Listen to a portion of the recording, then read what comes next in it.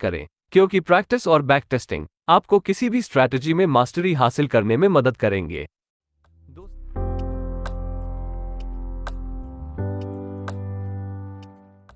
Hello दोस्तों, channel में आपका फिर से स्वागत है। ट्रेडर्स को हमेशा एसेट्स की प्राइसेस में मैसिव जंप से फायदा हुआ है, खासकर वॉलेटाइल मार्केट कंडीशंस के दौरान। इसलिए एक ट्रेडर के लिए यह महत्वपूर्ण है कि आप एसेट्स की प्राइसेस में इन मैसिव जंप्स को समझें या मार्केट्स में बने गैप्स को समझें और फिर उनके बारे में स्टडी करें और उनका एनालिसिस करें और मार्केट में उनका ट्रेड करने के तरीके खोजें। गैप्स आखिर क्या है? लगातार दो कैंडल्स के क्लोजिंग प्राइस और ओपनिंग प्राइस के बीच के डिफरेंस को गैप कहा जाता है। या सीधे शब्दों में कहें तो गैप किसी एसेट की प्राइस में डिस्कंटिन्यूटी का एक एरिया है जहां एसेट की प्राइसेस या तो गिरती है या प्रीवियस डे की क्लोज के संबंध में बढ़ जाती है। एक गैप तब होता है जब प्राइस दो ट्रेडिंग पीरियड्स के बीच स्किप हो जाती है, यानी कुछ प्राइसेस को स्किप कर देते हैं। इसलिए ये प्राइस चार्ट्स पर वॉइड बनाता है। प्राइस गैप्स चार्ट्स पर एक ऐसे एरिया है जहां कोई ट्रेडिंग नहीं हुआ है। अब आपके मन में एक सवाल होगा कि मार्केट में प्राइस गैप क्यों होता है? मार्केट्स में गैप्स क्यों होते हैं? इसके कुछ रीजंस हैं। सबसे पहले, गैप्स डिमांड और सप्लाई के बीच का इम्बैलेंस को दर्शाता है। उदाहरण के लिए, गैप अप बायर्स की अग्रेसिवनेस के कारण है, जिसका अर्थ है कि मार्केट में अधिक बाय ऑर्डर्स हैं या सप्लाई की तुलना में डिमांड अधिक है, जो प्राइसेस को ऊपर बढ़ने के लिए एक बूस्ट देगी, या दूसरे शब्दों में प्राइसेस गैप अप होगा।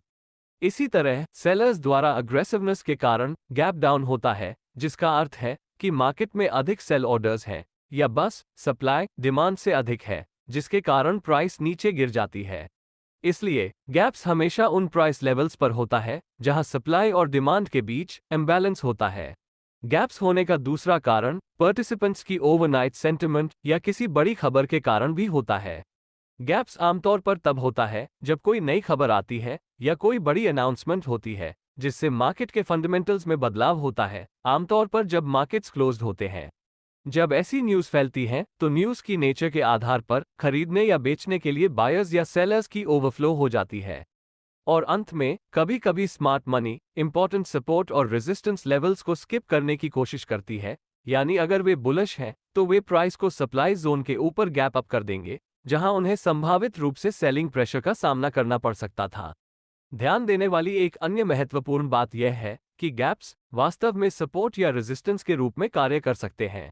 गैप अप के मामले में गैप्स सपोर्ट जोन के रूप में कार्य कर सकता है और गैप डाउन के दौरान गैप्स रेजिस्टेंस जोन के रूप में कार्य कर सकता है।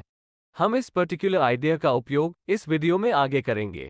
मेंशन करने लायक एक आइडिया गैप फिल की कॉन्सेप्ट है। Gap fill previous close level तक की प्राइस रिट्रेसमेंट को रेफर करता है, जहां गैप की ओरिजिन होती है। आप एक क्वेश्चन पूछ सकते हैं कि क्या सभी गैप्स फिल हो जाते हैं? इस प्रश्न का सरल उत्तर है नहीं, सभी गैप्स फिल नहीं हो जाते हैं। हालांकि 90% से अधिक गैप्स अंततः फिल हो जाते हैं। यदि आप ये सोचकर ट्रेड कर रहे हैं कि हर बार गैप भर जाएगा, तो प्रॉब्लम ये होगी कि अगर यह फिल भी जाता है तो इसमें बहुत लंबा समय लग सकता है, जबकि अधिकांश गैप्स जल्दी फिल हो जाएंगे। कुछ गैप्स महीनों या वर्षों तक नहीं भरे जा सकेंगे। यदि आप गैप्स को फिल होने के इंटेंशन से ट्रेड करना चाहते हैं, तो आपको ये ध्यान रखना होगा कि सभी गैप्स नहीं भरेंगे और उनमें से कुछ को फिल होने में बहुत लंबा समय लगेगा। सभी गैप्स एक जैसे नहीं होते, गैप्स डिफरेंट टाइप्स के होते हैं। दरअसल गैप को उस कॉन्टेक्स्ट के आधार पर क्लासिफाई किया जाता है जिसमें वे दिखाई देते हैं। गैप्स हैं ब्रेकअवे गैप, गैप के रूप में एक इंपॉर्टेंट सपोर्ट या रेजिस्टेंस या सिग्निफिकेंट ट्रेंड लाइन के ब्रेकआउट को दर्शाता है। यह आमतौर पर एक कंसोलिडेशन रेंज या किसी कंटिन्यूएशन या रिवर्सल पैटर्न्स जैसे इंपॉर्टेंट पैटर्न्स के पूरा होने के बाद अपीयर होता है। ब्रेकअवे गैप्स क्यों फॉर्म होता है? ब्रेकअवे गैप के पीछे का मेन लॉजिक ये है कि स्मार्ट मनी एग्जैक्टली जानता है कि रेजिस्टेंस एरियाज कहाँ हैं। यदि स्मार्ट मनी बुलिश है और हायर प्राइसेस की उम्मीद में है, तो स्मार्ट मनी निश्चित रूप से एक रैली चाहेगी। अब समस्या यह है कि ओल्ड रेजिस्टेंस लेवल को कैसे अवॉइड करूं, जो कुछ सेलिंग प्रेशर ला सकता है। तो स्मार्ट मनी क्या करेंगे कि वे रेजिस्टेंस से बचने के एक तरीके के रूप में जितनी जल्दी हो सके सप्लाई जोन से परे गैप अप करेंगे। ब्रेकअवे गैप बनने के बाद अब हमारे पास बुलिश ट्रेंड का क्लियर सिग्नल है। स्मार्ट मनी हायर प्राइसेस पर स्टॉक खरीदना नहीं चाहता है। उन्होंने लोअर लेवल्स पर अपनी मेजॉरिटी होल्डिंग्स पहले ही खरीद ली है। इंस्टीट्यूशंस जानती है कि ओल्ड रेजिस्टेंस एरिया के ऊपर एक ब्रेकआउट मार्केट में खरीदारी की एक नई वेव पैदा करेगा। वे इस बारे में कैसे सुनिश्चित हो सकते हैं? नंबर 1, कई ट्रेडर्स जिन्होंने मार्केट को शॉर्ट कर दिया है, अब स्टॉक को वापस खरीदकर अपनी पोजीशन को कवर करने के लिए मजबूर होंगे। फिर ट्रेडर्स का एक दूसरा ग्रुप होगा जो बाइंग अपॉर्चुनिटीज के लिए ब्रेकआउट्स की तलाश कर रहे हैं। अंत में ऐसे ट्रेडर्स भी होंगे जिनके पास मार्केट में कोई ओपन पोजीशंस नहीं है, जो महसूस कर सकते हैं कि वे मिस आउट कर रहे हैं और उन्हें खरीदारी शुरू करने के लिए ब्रेकआउट एनकरेज किया जाएगा। ज्यादातर समय एक ब्रेकअवे गैप, एक ट्रैप अप मूव या फॉल्स ब्रेकआउट नहीं होगा, क्योंकि हाई वॉल्यूम्स इस प्राइस मूव्स का सपोर्ट कर रहा है। दूसरे प्रकार के गैप पर आते हैं जो कि रनअवे गैप या मेजरिंग गैप है। इस मामले में प्राइस मूव्स कुछ समय से चल रहा है। प्राइस मूव के कहीं बीच में एक गैप फॉर्म होगा। इस तरह के गैप्स को रनअवे गैप कहा जाता है। अप ट्रेंड में ये ट्रेंड की कंटिन्यूएशन का संकेत है और डाउन ट्रेंड में ये डाउन ट्रेंड की कंटिन्यूएशन का संकेत है। तीसरे प्रकार पर चलते हैं जो एग्जॉस्शन गैप्स है। ये आमतौर पर वीक गैप अप्स या वीक गैप डाउन्स होते हैं। ये रेजिस्टेंस तक वीक गैप अप या सपोर्ट लेवल तक वीक गैप डाउन हो सकता है। ये प्राइस एक्शन आमतौर पर आपको पोटेंशियली वीक मार्केट्स और खराब ट्रेड्स में फंसाने के लिए डिजाइन की जाती है और आपके स्टॉप लॉस को हिट कर सकती हैं। अक्सर यह मार्केट्स में फॉल्स ब्रेकआउट या फॉल्स ब्रेकडाउन का कारण बनता है। आइए जानें कि गैप्स का सक्सेसफुली ट्रेड कैसे करें। आपके बेनिफिट के लिए मार्केट गैप्स का उपयोग करने के कई तरीके हैं। हालांकि इस एपिसोड में हम मार्केट गैप्स के संबंध में ब्रेकआउट्स और रिवर्सल्स के आइडिया के बारे में बात करेंगे। ये स्ट्रैटेजीज प्रीवियस ट्रेडिंग सेशन या प्रीवियस सेशंस रेंज के हाइज और लोज के आधार पर ओपन प्राइसेस के साथ दो टाइप्स के गैप्स पर आधारित है। तो यह एक आउटसाइड गैप या फुल गैप हो सकता है। ये तब होता है जब मार्केट प्रीवियस डे रेंज के बाहर ओपन होती है, यानी कैंडल गैप अप के लिए प्रीवियस डे के हाई के बाहर ओपन होती है या गैप डाउन के लिए प्रीवियस डे के लो के बाहर ओपन होती है। दूसरे प्रकार का गैप इनसाइड गैप या पार्शियल गैप है। इस मामले में मार्केट प्रीवियस डे रेंज के अंदर ओपन होती है, यानी गैप अप के मामले में कैंडल पिछले दिन के क्लोज प्राइस के ऊपर ओपन होती है, लेकिन पिछले दिन के हाई से ऊपर नहीं। गैप रियल है या ट्रैप है, ये डिटरमिन करने के लिए 3 फैक्टर्स हैं। ये 3 फैक्टर्स वॉल्यूम्स, ओपनिंग प्राइस और एक पर्टिकुलर लेवल तक की पुलबैक है। वॉल्यूम्स के बारे में ब्रीफली बात करते हैं। गैप्स वैलिड है या नहीं, ये डिटरमिन करते समय वॉल्यूम्स को ध्यान से देखना इंपॉर्टेंट है। उदाहरण के लिए, यदि शेयर ने गैप अप किया है और वॉल्यूम्स भी बढ़ रहा है और मॉर्निंग पुलबैक के बाद भी प्राइस अपने ओपन प्राइस से ऊपर रहती है, तो यह एक एक्सीलेंट साइन है कि स्टॉक और ऊपर जा सकता है। वॉल्यूम्स का उपयोग करने के अलावा आप वीवैप या वॉल्यूम वेटेड एवरेज प्राइस नामक एक इंडिकेटर का उपयोग भी कर सकते हैं, जो चार्ट्स पर वॉल्यूम्स के लिए एवरेज एडजस्टेड प्राइस को प्लॉट करता है, और इसका उपयोग करना काफी आसान है। इसके अलावा वीवैप हायर वॉल्यूम वाले प्राइस पॉइंट्स को अधिक प्रायोरिटी देता है। वीवैप के बारे में बात करते हुए, वीवैप का उपयोग आमतौर पर इंट्राडे चार्ट्स के साथ किया जाता है ताकि इंट्राडे प्राइसेस की जनरल डायरेक्शन निर्धारित की जा सके। यह मूविंग एवरेजेस के समान है। जब प्राइस वीवैप से ऊपर है तो प्राइसेस बढ़ रही हैं, और जब प्राइस वीवैप से नीचे है तो प्राइसेस गिर रही हैं। लेकिन इस वीडियो में हम कॉन्फर्मेशंस के लिए वॉल्यूम बार्स का पालन करने के कन्वेंशनल अप्रोच का उपयोग करेंगे। अब बात करते हैं टाइम फ्रेम्स की। जिन स्ट्रैटेजीज के बारे में मैं चर्चा करने वाला हूं, वे स्मॉलर टाइम फ्रेम्स पर आधारित हैं, विशेष रूप से 5 मिनट के इंट्राडे चार्ट्स पर, और हम लगातार 2 कंसेक्यूटिव डेज के प्राइस डेटा पर डिस्कशन करेंगे जहां गैप्स हुआ है। शुरू करने के लिए मुझे पिछले दिन के हाइज और लोस को प्लॉट करना होगा और चार्ट पर वॉल्यूम इंडिकेटर को भी ऐड करना होगा। फिर आपको ये देखना होगा कि क्या ये गैप अप या गैप डाउन है, और यह भी पता लगाना है कि फॉर्म हुआ गैप पार्शियल गैप था या फुल गैप। अब इन प्रीरेक्विजिट्स को खोजने के बाद आप या तो ब्रेकआउट अप्रोच या रिवर्सल अप्रोच अपनाने के लिए तैयार हैं।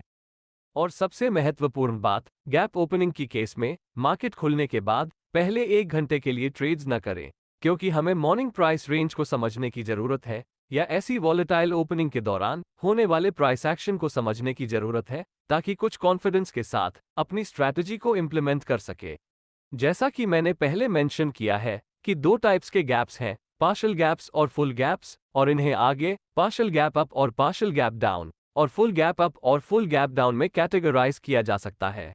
तो इन 4 कैटेगरीज के गैप्स के लिए हम वास्तव में एक लॉन्ग ट्रेड और एक शॉर्ट ट्रेड इंप्लीमेंट कर सकते हैं, जो हमें यूज करने के लिए 8 अलग अलग स्ट्रैटेजीज प्रोवाइड करेगा। लेकिन इस पॉइंट पर मैं 4 स्ट्रैटेजीज की एक्सप्लेनेशन करूंगा जिनकी विन रेट अन्य 4 स्ट्रैटेजीज की तुलना में अधिक है, और मैं ये स्पष्ट कर दूं कि कभी कभी ट्रेड्स हमारी प्लान के अनुसार काम नहीं करते हैं, और यह बेहतर है कि हम ऐसी सिचुएशंस में ट्रेड न करने का डिसीजन ले। चलो फुल गैप्स के साथ ट्रेडिंग करना शुरू करते हैं। आइए फुल गैप अप के बारे में बात करते हैं, यानी गैप अप कैंडल का ओपन प्राइस पिछले दिन के हाई से ज्यादा है। हमें यहां ध्यान देना होगा कि पिछले दिन का हाई एक इंपॉर्टेंट प्राइस लेवल है, जो प्राइसेस के लिए सपोर्ट लेवल के रूप में कार्य कर सकता है। ये गैप अप की डायरेक्शन में बाइंग प्रेशर पैदा कर सकता है। तो इस पर्टिकुलर सिचुएशन में हमें मार्केट ओपनिंग के पहले 1 घंटे के दौरान प्राइसेस की एक रेंज बनाने के लिए इंतजार करना होगा, और अगर प्राइस पिछले दिन के हाई लेवल्स पर पुल बैक करती है, जो कि यहाँ एक डिमांड जोन है, तो हम देखेंगे कि जब प्राइस वास्तव में ओपनिंग रेंज हाइज या मार्केट ओपन के पहले घंटे के दौरान बने हाई के ऊपर टूट जाती है, तो अपसाइड डायरेक्शन में एक कंटिन्यूएशन ट्रेड ले सकता है। हमें यह भी देखना होगा कि वॉल्यूम्स फेवरेबल है या नहीं, जो हमारे ट्रेड की कंफर्मेशन को मजबूत करने में मदद करेगा। हम रेंज के हाइस के ऊपर एक लॉन्ग ट्रेड एंट्री कर सकते हैं, और हम एक सूटेबल बफर के साथ पिछले दिन के हाई लेवल के नीचे स्टॉप लॉस रख सकते हैं। अगर ओपनिंग रेंज हाई बहुत बड़ी है, तो हम वास्तव में रेंज के ऊपर कम से कम 1.5:1 रिवॉर्ड टू रिस्क रखते हुए एक ट्रेड ले सकते हैं, और रेंज के नीचे या ब्रेकआउट कैंडल के लोज के नीचे स्टॉप लॉस लगा सकते हैं। अब आपके मन में एक डाउट हो सकती है कि क्या होगा अगर गैप अप बहुत बड़ा है, यानी अगर प्राइस पिछले दिन के हाई लेवल से काफी ऊपर ओपन होती है। इसका मतलब ये है कि यह सपोर्ट के किसी भी एरिया से बहुत दूर है, और ऐसे में प्राइसेस के वापस सपोर्ट लेवल या प्रीवियस डे हाइस पर रिट्रेस होने की चांसेस बहुत कम है। इसलिए एक प्राइस एक्शन ट्रेडर के रूप में हम कोई भी रीजनेबल ट्रेड्स इनिशिएट नहीं कर सकते हैं, क्योंकि कोई क्रिटिकल प्राइस लेवल्स नहीं है जहां हम ट्रेड एंट्री पा सकते हैं। निश्चित रूप से अगर मार्केट खुलने के बाद 1 घंटे की रेंज के पास कोई मेजर सपोर्ट और रेजिस्टेंस लेवल है, तो हम प्राइस एक्शन के आधार पर एक ब्रेकआउट या रिवर्सल अप्रोच अपना सकते हैं। इसके अलावा एक प्राइस एक्शन ट्रेडर के लिए प्राइस लेवल्स से इतनी बड़ी शिफ्ट से दूर रहना बेहतर है, क्योंकि ट्रेड्स की विन रेट कम हो सकती है। मैं यह नहीं कह रहा हूं कि ह्यूज गैप अप्स का ट्रेड करना संभव नहीं है। निश्चित रूप से वीवैप जैसे टेक्निकल इंडिकेटर्स के साथ ये पॉसिबल है, जिसके बारे में हम टेक्निकल एनालिसिस कोर्स में बात करेंगे, लेकिन प्राइस एक्शन के स्कोप में ऐसी सेटअप से दूर रहना बेहतर है। अब हम ऐसे ही एक मामले की बात करते हैं, लेकिन ये फुल गैप डाउन के बारे में है, यानी प्राइस पिछले दिन के लो से नीचे ओपन होती है। इस मामले में पिछले दिन का लो एक रेजिस्टेंस लेवल के रूप में कार्य करेगा, जहां पोटेंशियल सेलर्स आ सकते हैं और प्राइसेस को नीचे धकेल सकते हैं। तो हमारा अप्रोच ये होगा कि वॉलेटिलिटी के शांत होने के लिए पहले घंटे का इंतजार किया जाए, और फिर प्राइसेस में पिछले दिन के लो पर एक पुलबैक की तलाश की जाए, जो एक पोटेंशियल रेजिस्टेंस लेवल है। अब पहले घंटे के दौरान बनी रेंज की लो प्राइस को मार्क करें, और यदि प्राइस हाई वॉल्यूम के साथ इस रेंज के लोस के नीचे ब्रेक होने में कामयाब होते हैं, तो हम गैप डाउन की डायरेक्शन में एक कंटिन्यूएशन ट्रेड में एंटर कर सकते हैं। हम रेंज लो के ब्रेकआउट के नीचे एक शॉर्ट एंट्री ले सकते हैं, और हम स्टॉप लॉस को पिछले दिन के लोस से ऊपर रख सकते हैं, या यदि रेंज बहुत बड़ी है तो हम लगभग 1.5:1 के प्रीडिफाइंड रिवॉर्ड टू रिस्क के साथ एक शॉर्ट ट्रेड कर सकते हैं, और हम स्टॉप लॉस को रेंज ब्रेकआउट कैंडल के ठीक ऊपर रखेंगे। इसलिए बेहतर होगा कि जब प्राइस किसी सपोर्ट या रेजिस्टेंस लेवल्स का रिस्पेक्ट न करे, तो ट्रेडिंग करने से बचें। इन दो टेक्निक्स का ट्रेड करने का विचार पुलबैक की स्ट्रेंथ पर आधारित है, जिसका अर्थ है कि यदि पुलबैक बहुत मजबूत है और प्राइस हाई वॉल्यूम्स के साथ लेवल से टूट जाती है, तो हम इन दो स्ट्रैटेजीज को इंप्लीमेंट करने के बारे में सोच सकते हैं। यदि आप क्यूरियस हैं, तो आप अन्य दो स्ट्रैटेजीज के बारे में अधिक रिसर्च कर सकते हैं। आइए अब हम दो पार्शियल गैप ट्रेडिंग स्ट्रैटेजीज के बारे में बात करते हैं। जिन इंपॉर्टेंट पॉइंट्स पर हमने पहले चर्चा की है, उनमें से एक ये था कि एक गैप सपोर्ट या रेजिस्टेंस लेवल के रूप में कार्य कर सकता है। जब प्राइस चलती है और गैप को क्लोज कर देती है या गैप को फिल कर देती है, तो प्राइस अक्सर बाउंस हो जाती है और सप्लाई या डिमांड के एरिया के रूप में कार्य करती है। तो यहाँ विचार करने के लिए दो पोटेंशियल लेवल्स हैं। पहला पिछले दिन की क्लोजिंग प्राइस है, जो प्राइसेस का सपोर्ट कर सकती है, और दूसरा उस पर्टिकुलर डे की ओपनिंग कैंडल है। तो ये दोनों लेवल्स प्राइस रिवर्सल के लिए पोटेंशियल लेवल्स हैं। इसलिए इन दोनों लेवल्स को अलग अलग एंटिटीज के रूप में मानने के बजाय हम उन्हें एक जोन या प्राइस एक्शन के एरिया के रूप में देखेंगे। पार्शियल गैप अप के साथ शुरू करते हैं, यानी ओपन प्राइस पिछले दिन के क्लोज से ऊपर है, लेकिन अभी भी पिछले दिन के हाई लेवल से नीचे है। जब मार्केट में गैप अप होता है तो गैप किसी भी पुलबैक के लिए सपोर्ट लेवल के रूप में कार्य करता है। पुलबैक लोअर वॉल्यूम के साथ गैप का टेस्ट करता है, जो हमें बताता है कि प्राइसेस को गैप से पार पाने या गैप के नीचे ब्रेकआउट होने के लिए पर्याप्त स्ट्रेंथ नहीं है। इसके बजाय गैप सपोर्ट बन जाता है और ऊपर की ओर एक पोटेंशियल प्राइस रिवर्सल संभव है, और ट्रिगर होने वाला कोई भी बुलिश सिग्नल हमारी बाय एंट्री है। तो यह एक बुलिश पिनबा या एनगल्फिंग पैटर्न आदि हो सकता है। जब प्राइसेस बढ़ने लगती हैं तो हम वॉल्यूम्स इंक्रीज होने की भी उम्मीद कर सकते हैं।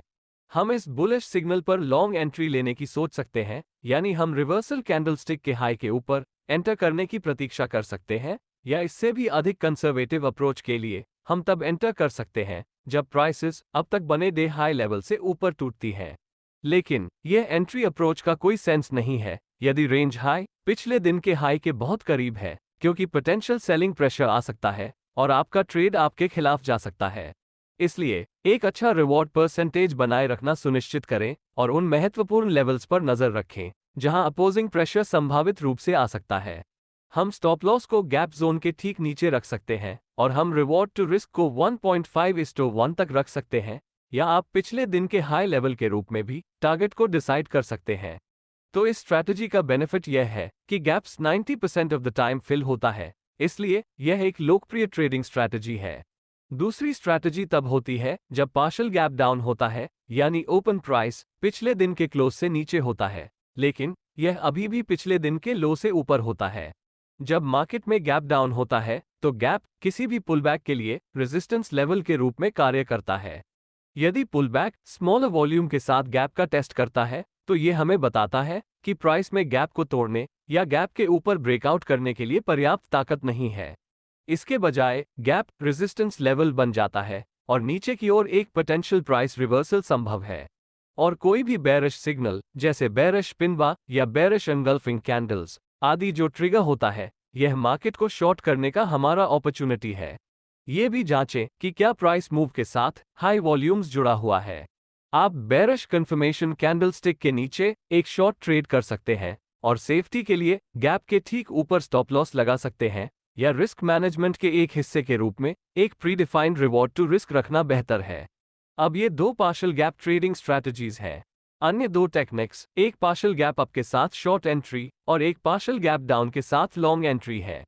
इन स्ट्रैटेजीज में भी वॉल्यूम्स और पुलबैक्स महत्वपूर्ण है, यानी अगर कोई पुलबैक होता है और फिर गैप जोन के माध्यम से एक स्ट्रॉन्ग वॉल्यूम ब्रेकआउट होता है तो हम इन टेक्निक्स का उपयोग करने के बारे में सोच सकते हैं। आप चाहें तो इन्हें खुद चेक कर सकते हैं। जब आप इन सभी स्ट्रैटेजीज पर ध्यान देते हैं जिन पर हमने चर्चा की है, हम वास्तव में गैप की डायरेक्शन में ट्रेड कर रहे थे और इसके अगेंस्ट नहीं।